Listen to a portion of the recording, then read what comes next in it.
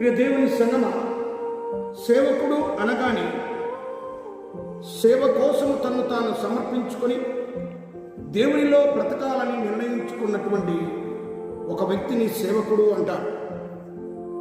సేవ అన్నది ఇష్టపూర్వకంగా చేసేది. ఆ సేవలో బ్రతికినప్పుడు దేవుని తోడు, దేవుని సహాయత ఎల్లవేళలా ఉంటుంది. సేవకునికి దేవుడు తోడుగా ఉంటాడు, ఆశీర్వదిస్తాడు. ఆయనను ఎల్లవేళలా తన కాపుదలలో నడిపించేటువంటి వారు దేవుడు. నీ సేవను నువ్వు కొనసాగిస్తూ లోకంలో ఉన్న వాటి వైపైనను లోకం వైపైనను చూడకుండా వాటిని విసర్జించాలి.